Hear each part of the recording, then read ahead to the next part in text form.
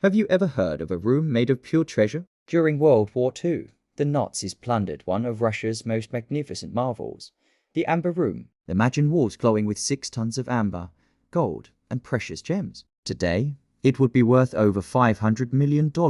But then, it vanished, gone without a trace. Some say it's cursed, others believe it's hidden, waiting to be found. Today, we're going on a historical treasure hunt to uncover the secrets of the Amber Room, one of the greatest unsolved mysteries of the art world. What really happened to this eighth wonder of the world? The story is wilder than you can imagine. Let's travel back to the early 18th century. The Amber Room wasn't originally Russian. It was a masterpiece of Prussian craftsmanship, designed for the Charlottenburg Palace in Berlin. King Frederick William I of Prussia, however, wasn't a huge fan of extravagant art. He was a practical, military-minded ruler. So, in 1716, when Tsar Peter the Great of Russia visited, the Prussian king saw an opportunity to cement a powerful alliance against Sweden. He gifted the entire, breathtaking room to the Tsar. Peter was ecstatic. The room was carefully dismantled, packed into 18 large crates, and shipped to St. Petersburg. There, it was installed in the Winter Palace, and later, moved to the Grand Catherine Palace by Empress Elizabeth. For nearly 2 centuries, the Amber Room dazzled Russian royalty and their guests. It was the centerpiece of imperial splendor, a symbol of immense wealth and power. Italian designers expanded it, making it even more spectacular. It was a room that literally glowed from within, a fantasy brought to life. Fast forward to 1941. Operation Barbarossa is underway, and Hitler's armies are storming across the Soviet Union. As they advanced on Leningrad, now St. Petersburg, curators at the Catherine Palace faced a terrifying dilemma. The Amber Room's panels were old and brittle. They feared that trying to dismantle them would cause them to crumble into dust. Their desperate solution? They tried to hide it in plain sight. They covered the precious amber walls with plain wallpaper, hoping the invading soldiers would simply overlook it. It was a valiant effort, but a futile one. The Nazis knew exactly what they were looking for. They weren't just soldiers. They were art thieves on a colossal scale, led by figures like Hermann Göring, who coveted the world's greatest treasures for the Third Reich. The Amber Room was at the very top of their list. Within 36 hours of capturing the palace, Nazi soldiers carefully disassembled the room. They packed the amber panels into 27 crates and shipped them west to Königsberg Castle, in what was then East Prussia, and is now Kaliningrad, Russia. The room was put on public display there in 1943. It was a trophy, a symbol of Nazi conquest. The man in charge of the Reich's art collection in Königsberg was Alfred Rode. He was a passionate amber expert, and he meticulously documented the room's arrival and installation. For a short time, the Amber Room had a new home. But the tide of war was turning. The Allies were closing in, and the fate of Königsberg and the treasure within it was about to take another dramatic and perhaps final turn. The last confirmed sighting of the Amber Room was in late 1944. After that, it slips into the shadows of history. As the Red Army advanced on Königsberg in early 1945, the city was pounded by Allied bombers and Soviet artillery. The historic castle was left in ruins. This is where the main theories about the room's fate begin to diverge. The official Soviet version for many years was that the room was destroyed in fires caused by the bombing raids.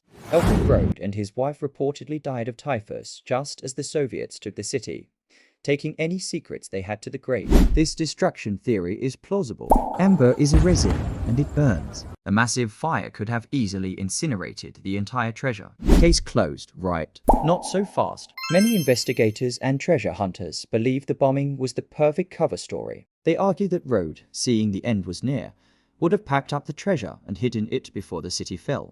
This is where the real hunt begins. One compelling theory suggests the crates were moved from the castle and loaded onto the Wilhelm Gustloff, a German military transport ship. In January 1945, the ship was sunk in the Baltic Sea by a Soviet submarine while evacuating German civilians and military personnel. It was one of the deadliest maritime disasters in history. If the Amber Room was on board, it now lies at the bottom of the sea, over 140 feet down. Divers have explored the wreck for decades, but it's a dangerous and difficult site. No definitive evidence of the crates has ever been found, but it remains a tantalizing possibility. Another popular theory points to a network of secret Nazi bunkers and hidden mines, all across former German territory in Poland and the Czech Republic.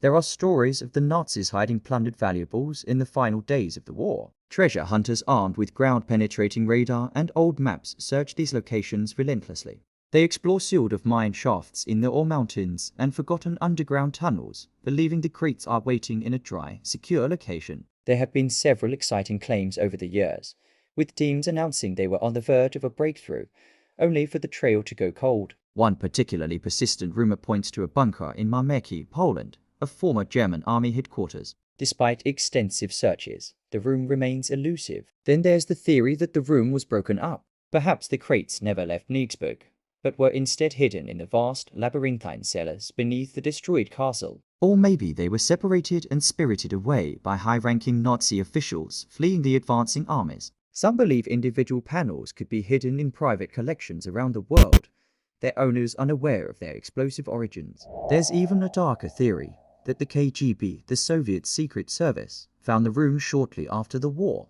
and secretly transported it to a vault deep within Moscow, its existence kept quiet for political reasons. This theory lacks hard evidence, but plays into the Cold War-era atmosphere of secrets and mistrust. The mystery has taken lives too. Over the years, several individuals connected to the hunt for the Amber Room have met untimely and mysterious ends, fueling speculation about a so-called curse protecting the treasure. So, where does that leave us today? The hunt is more high-tech than ever. Teams use sophisticated sonar to scan the seabed of the Baltic, and advanced radar to peer deep underground. In 2003, a stunning recreation of the Amber Room was completed in the Catherine Palace, a project that took over 2 decades and $11 million, using original drawings and old photographs. It's a breathtaking sight, but it's a replica. The original, with all its history and secrets, is still out there. Maybe. The mystery has become a legend, a modern-day quest for a lost wonder. Every few years,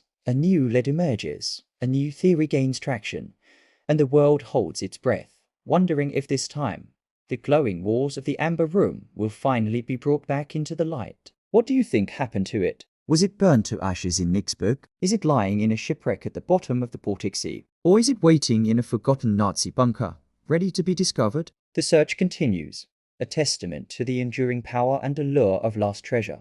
Thanks for joining us on this historical deep dive. If you love a good treasure hunt and stories of lost history, make sure to hit that subscribe button and ring the bell so you never miss an episode. We have so many more mysteries to explore together. Let us know your favorite Amber Room theory in the comments below. See you next time.